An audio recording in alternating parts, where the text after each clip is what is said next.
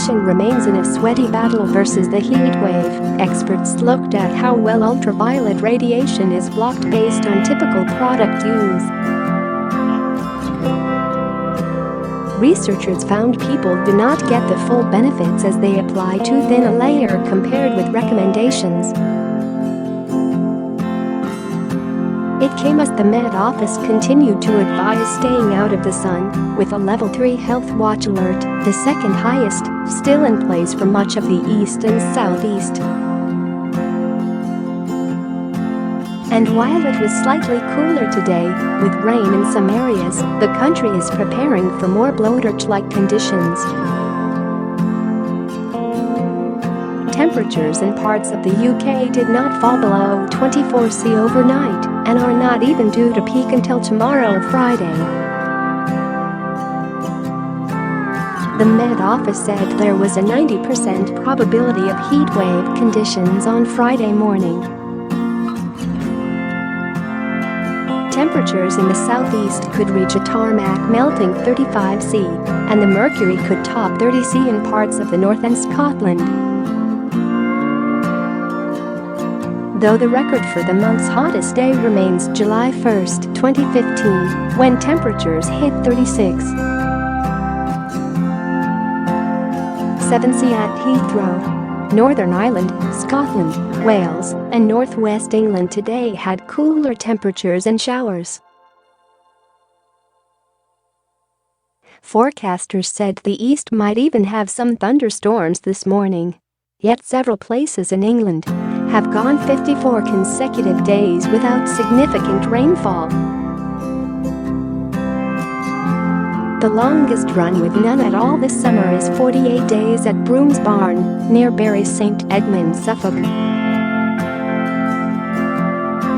Rivers and streams have dried up in England, forcing the Environment Agency to transfer thousands of fish. Blackberries, usually out in August or September, have ripened early, but the National Farmers Union warned of crops parched to the bone. It also said livestock farmers are resorting to using winter rations as grass has stopped growing. The NHS said the hot weather could increase risks to vulnerable patients, such as the elderly, babies and young children, and people with serious chronic conditions.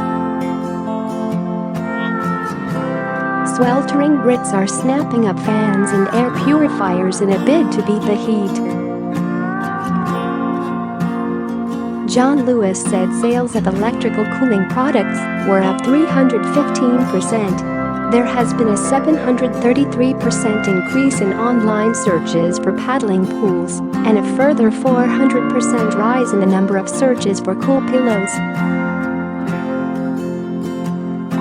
Soaring temperatures could also hit home insurance claims. The AA said some insurers are fearing a raft of subsidence claims with the long hot spell following a wet and cold winter. Meanwhile, in a first-of-its-kind experiment, researchers at King's College London assessed DNA damage to the skin after lowering sunscreen application thickness below 2 mg per square centimeters, the amount manufacturers use to achieve their sun protection factor rating. Scientists divided 16 fair-skinned volunteers into 2 groups of 8, with 3 women and 5 men. They were exposed for a week to UV rays at similar levels to those experienced at holiday destinations such as Tenerife, Florida, and Brazil.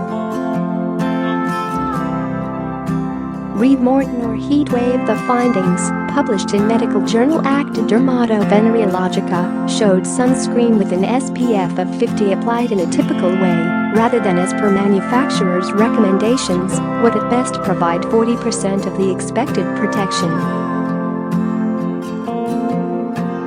Study author Prof. Anthony Young said, "There is no dispute that sunscreen provides important protection against the cancer-causing impact of the sun's ultraviolet rays.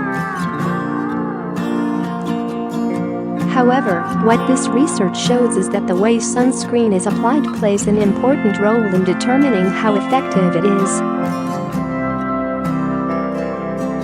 Given that most people don't use sunscreens as tested by manufacturers, it's better for people to use a much higher SPF than they think is necessary.